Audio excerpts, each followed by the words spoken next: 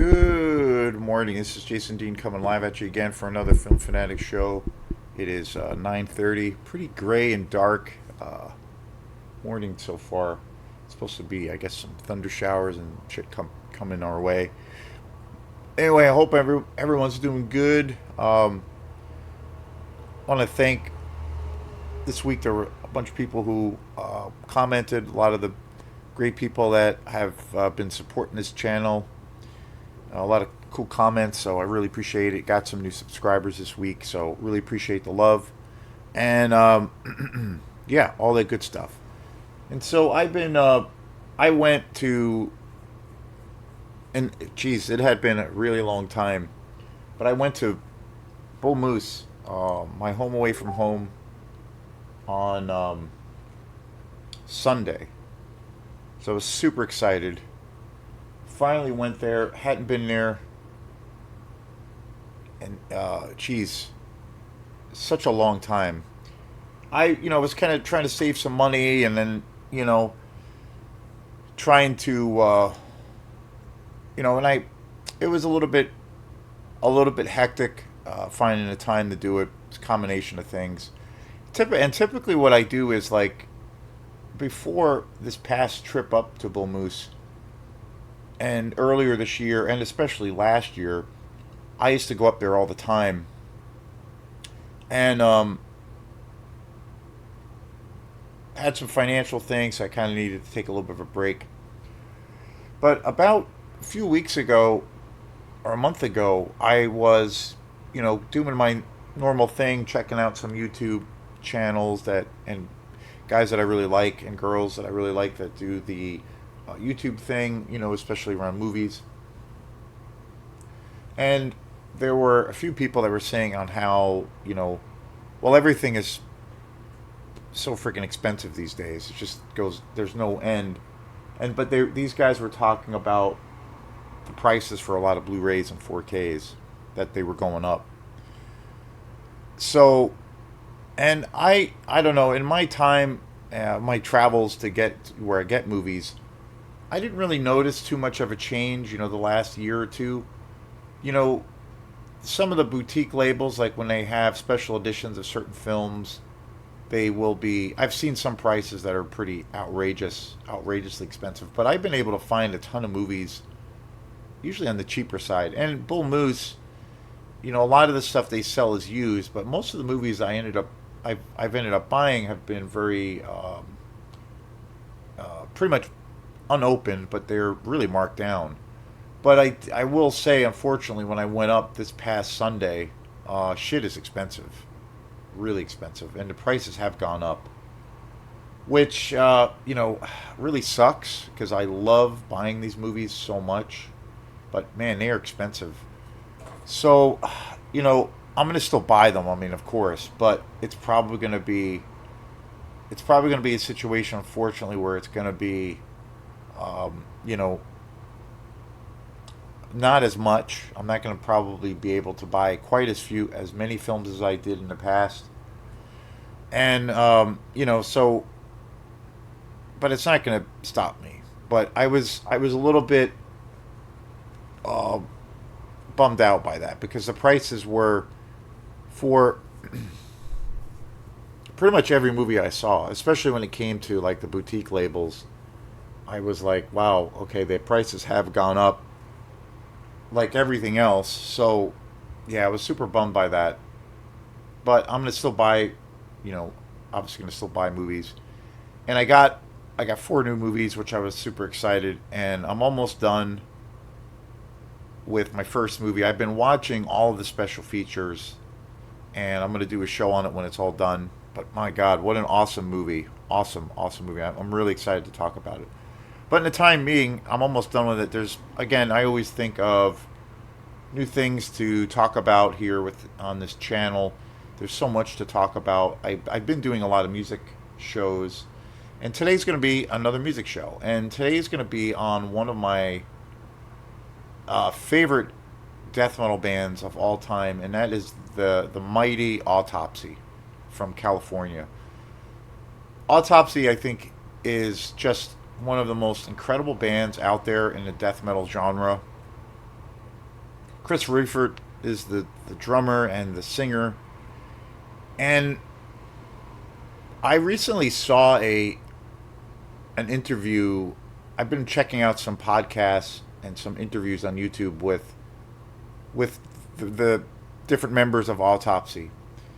I've seen tons of interviews with Chris Reifert, and he's just amazing. He's the creative genius of Autopsy. Autopsy's been around for so long, and I got into them when I was Jesus, they were one of the first death metal bands I ever got into, and I've been checking out a lot of interviews with them, uh, and it's been really cool. And one of the interviews that I saw, the guy who was doing the interview had described them perfectly, and I think it was an interview with Chris Reifert, and he was saying on how that was like the perfect kind of, more or less the perfect um, description of Autopsy at the end of the day. There's actually a interview with the guitar player, the lead guitar player, Danny Corrales of Autopsy, who's been in the band for years, and the guy who was doing the interview was saying, "Yeah, I feel like Autopsy is like a death metal band from the '70s." Like, and he was like, Danny was like, "Yeah, that's kind of what we do." They have this, very like 1970s aesthetic and sound, but it's death metal, and with uh, you know, the '70s had, in rock and roll especially, had a real looseness to it. The music, most of the bands had a really raw sound. It was before, click tracks. Before click tracks were used in the studio. A lot of '70s bands had elements of psychedelia in their music. Pink Floyd, obviously, and a lot of prog rock bands that were emerging and coming out. But there was a looseness to it, and I feel like the '70s rock, like there was a danger. There was a kind of a dangerous element, but it was mainly the rawness, and especially how they recorded their music. And to me, that's what Autopsy is all about. Like, because I mean, I love a lot of new death metal bands, but I have to say I get really weighed down by on how a lot of the newer death metal bands sound. I mean, again, there's a lot of really great new death metal bands that come out. But I will say that there's this emphasis on everything being so clean and tight. Pretty much it's. I think it's probably safe to say that it would be hard to find a death metal album that's come out, say, this year 2025 or last year 2024, that wasn't recorded with a click track. And anybody out there who um, doesn't know what a click track is, essentially a click track is um, is a system that's used so everything is perfectly quantized in the performance of the song. So everything, there's no possibility of there being any kind of tempo fluctuation, where things might speed up a little bit or maybe slow down a little bit, and it really keeps everything, the beats per minute, the groove, everything, it keeps everything really, really regimented and in step with each other. So it's introduces kind of this element of like perfection, if you will. And that's a thing regularly used, I think, nowadays for music. And I think, for me personally, I think that's good and bad. It's like, I think with click tracks for music, yeah, you can have that definitive pulse, and it's not going to fluctuate for how the song is going to be performed. But then, I always go back, like, again, the '70s analogy, and then '60s, like listening to a lot of music from that period. Like, my favorite album of all time is Herbie Hancock's Thrust. And there is like tempo fluctuation in that album. There is tempo fluctuation in a lot of the Miles Davis quintet stuff that I love from the 60s. And, all kinds of other albums. I mean, that was before click tracks. Everything was really raw and in the moment. And a lot of those bands recorded things in just, a couple of takes. And I love when music has that space to kind of fluctuate. And I think there's a difference between a band or, say, a drummer that can't, hold time and have a solid amount of time and be really, kind of like a tank, or somebody who has total control, but they're letting the music kind of shift and evolve and flow. My favorite drummer of all time, Tony Williams, was all about that. Listening to a lot of his performances, especially live, there's times where he like does speed up, does slow down. And it's not because he had shitty time, it's because he's kind of letting the music ride and go into certain directions. And I know that's like a fine line to like between something being stagnant and sloppy and precise. But I think with someone like of that caliber, with Tony Williams, the greatest drummer on the planet, he does that because that's what the music calls for. He's got total control over tempo, and he's got the best timing on the planet, or had the best timing on the planet. And that goes back to the '70s thing. I think that's how bands operated in the '60s and '70s. Was in the '80s when the first kind of drum machines came out, that started to shift and change, and bands started using those things as tools. And I understand that because sometimes it's called for that. If you're making, say, a pop tune, or a hip hop tune, sometimes it's or a dance tune. I mean, naturally, playing with dance and dance music, if you're using some presets and things like that, like it's going to be quantized anyway. But anyway, I like when things have a certain kind of fluctuation. And Autopsy, for me, they have that. They have that classic death metal sound, but it's super raw. It feels like something that was.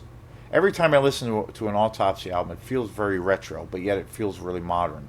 And when I say retro, I mean in regards to like, it just feels like an album that came out in like 1974 or 75. And no death metal bands now really do that, live, or especially in the studio, because again, everything is so precisely laid down. The one thing I don't like about modern death metal bands, and when it comes to drummers, is the use of triggers. Triggers, I think, are probably the worst thing ever created. And triggers, people out there who might not know what triggers are essentially these pads that are set up for the drums. So like, whatever venue the band is playing in, they will always get that consistent sound of the kick drums. But you're not actually hearing the sound of the drums. You're actually getting this higher kind of trebly clicking sound that's really kind of emulating a drum sound. And I know that technology has grown and has gotten better, but it's essentially there, and the drummer is playing these, he's actually playing those parts. But to me, it's a very artificial sound, and I can't stand it. And it all goes to that same thing of bands want this really consistent, precise sound where there's no room for error. There's no organic thing that is happening, and they want just like really strong, consistent, kind of consistent performances. And that's a huge trend in death metal, and in extreme metal, black metal, in general. Most drummers use triggers now, and I can't stand it because I really want to hear the sound of a real drum set. I want to hear that resonation. I want to hear a real bass drum. The only band out there that I think uses triggers really well is Morbid Angel. They've been using triggers for quite a few years. And I think that the way they use it in their sound is really great, and I don't miss it for them. I got to see them play last year, and it was incredible.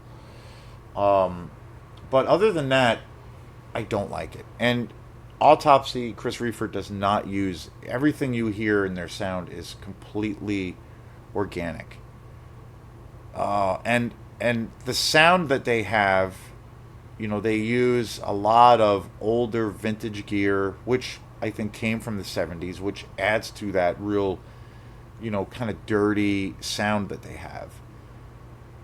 And they're such a raw, and I think they're such a great band because they have this thing of where everything is so raw and so nasty, but yet they're so tight and so um, their sound is so meticulously put together. I've seen interviews with Chris Reefer where he's talked a lot about how they, whenever they're going into the studio to record, they rehearse the shit out of the material when they go in. So when they're when their time is there to go into the studio and to record an album, they're they're more than ready. They just go in and knock out the tracks, and they put in a lot of time to rehearse, and you really hear that. But yet they do everything really in the moment. It's got this rawness to it, and they're one of the best bands I think too, which is sometimes a problem. But they're one of the best bands that you know their studio albums sound so incredible, but then live they sound incredible. Like they can pull off everything live, and I almost think there's an added ferocity to their live sets. And the other thing about Autopsy is I don't think a bad Autopsy album exists. Like I think they have. I really think they have. Out of all the incredible amount of death metal bands that are out there, I really think Autopsy. I mean, I think of different bands that exist out there. I can't really think of a band that is more consistent than Autopsy. It's in regards to every album that they've done is just incredible. Like they have a particular sound, they have a particular style, and they do it really really well. I wouldn't say it's I think they expand on their sound. I think of a band like say Cannibal Corpse, one of the greatest death metal bands ever. They kind of I think they fit into more of what I sometimes call the ACDC kind of mindset. Meaning, it's I when I'm using that kind of analogy when I say the ACDC syndrome or mindset, I look at a band like ACDC, again, a classic iconic rock and roll band. But for I don't know how many years they've been around, 30 years, 40 years, they've essentially put out the same album every year. And they have a certain particular formula that they've stuck to, and they have, milked that to no end, and they have that audience. And that's great, it works for them. And there's a lot of bands that do that, and they can do it well, but sometimes you want to have something. I tend to gravitate towards bands and music that, where bands will almost to a point reinvent themselves and try something radically different with each album. But I think Cannibal Corpse, I mean, again, one of my favorite death metal bands of all time. I think they have a really consistent album discography, but it's kind of safe to say that they've put out the same album for the last 30 years. They've had a lot of different changes. They've made some new areas, or they've reached some different areas in the technical side of things. George, George joining the group and becoming the new vocalist changed the direction from where they were when they started. They've made changes, but I think essentially it's safe to say they've made the same album for 30 years, and that's not bad. They do it incredibly well. I got to see them play last year, and they were amazing. But I think Autopsy kind of does the same thing, but they take more chances, and they have other influences in their music that are not, say, just traditional death metal bands. Like they talked about in these various interviews, Eric Cutler, who's the guitar player, was talking about how they take their influences of the music that they grew up on in the 70s, a lot of psychedelic rock and even classic rock and things of that nature. And they're not afraid to like throw in new influences, even non-metal influences like psychedelic rock. And you can hear that in their sound. But yet they do a very specific thing and they have a really great balance. And I think every one of their albums is amazing. I discovered them really young. I think it was Severed Survival was my first album of theirs, which is a masterpiece. A couple of years ago, I got a reissued or remastered version of that album on CD. Severed Survival, iconic album, came out in 1989. Like, it's amazing how long they've been around and how consistent, like I said before. Mental Funeral in 1991. One of I remember buying the first two albums of theirs that I got on cassette was Severed Survival, and then shortly after that, Acts of the Unspeakable came out in 1992. And it's hard to say, it's hard to pick a favorite album because, again, with Autopsy, they're just so consistently badass with each album. But I have to say, I think my favorite album of theirs, the one I've probably listened to the most, is Acts of the Unspeakable. And that came out in 1992. And I remember buying Acts of the Unspeakable shortly after Severed Survival on cassette also. And that album, when I first heard it, it kind of scared me because of how I never heard music so dark. I never heard music that was so kind of like demented, And again, with Autopsy, to me, when I listen to their music, it feels like I'm putting on or watching a Lucio Fulci Italian horror exploitation movie. It's just super raw. It's nasty. It's depraved. It's totally sick and demented. It's evil as fuck, and it's just like, this unhinged, this caged animal. And to me, it's like it's synonymous. Their music's synonymous, and it goes hand in hand with like my love of horror. Uh, I'm amazed that they haven't done music for a film. I think that would be amazing.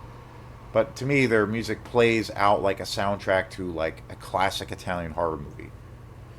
And so I have a real, real deep connection to them on that level. And Acts of the Unspeakable is probably my favorite album.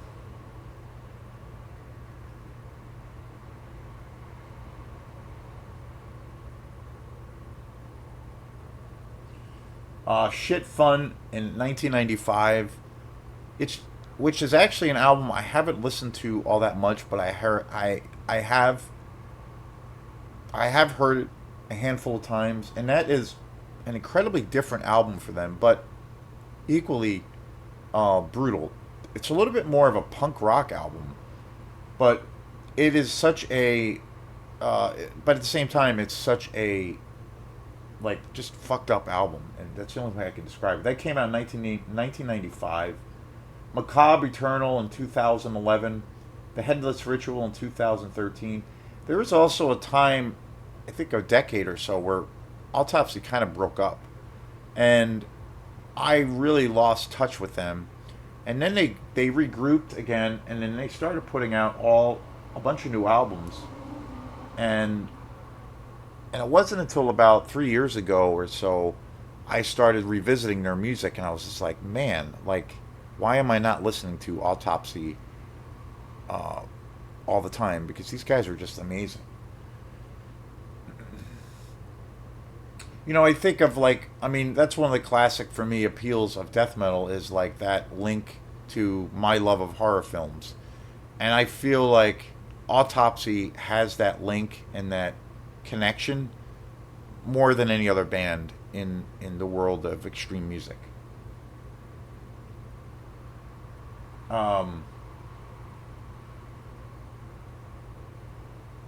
Ash, Ash's Organs, Blood, and Crypts, which came out in 2023, which is a killer album, just came out, again, few years back. Retribution for the Dead, which is an EP they put out in '91. Um,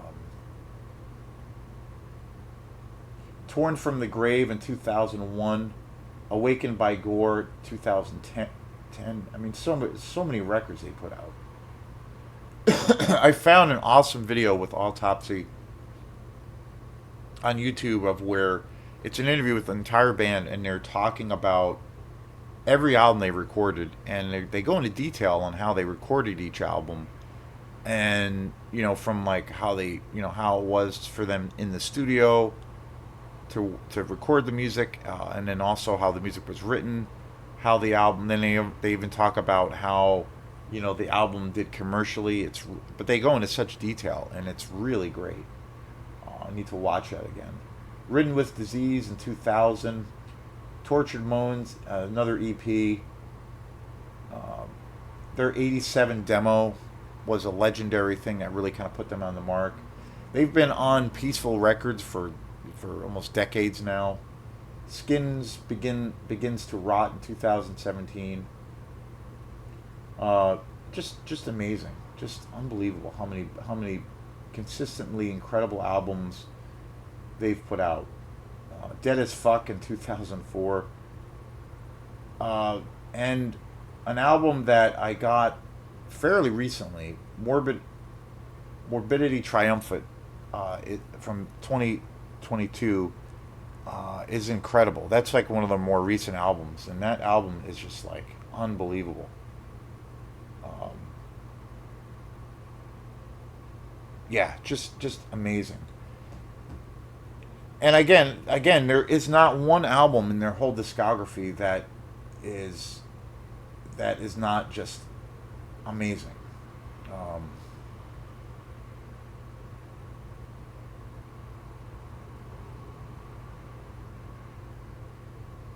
Chris Reifert, of course, drums, vocals. He's actually one of my favorite drummers, not just in death metal, but I just love his creativity. Um, some of their music is incredibly complicated.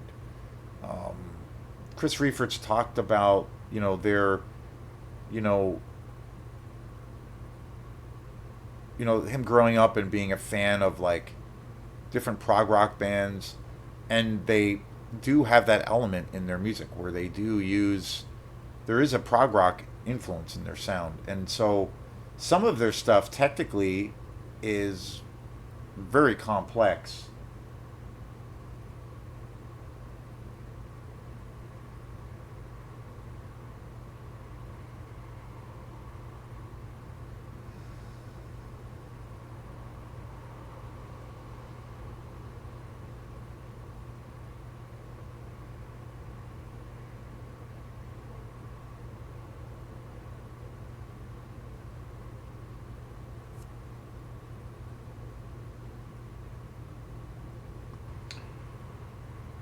Danny Corrales, lead guitar player, amazing guitar player. Eric Cutler, he's been in the band also, I think, from the inception of the band. They've had some different lineup changes. Danny Liker played in the band for a brief time, who was in a really famous thrash metal band, Nuclear Assault, for many years. He was also the bass player of Brutal Assault, or Brutal Truth. Steve DiGiorio also. Chris Rayford also was the drummer on the very first Death album. Just an amazing, iconic album.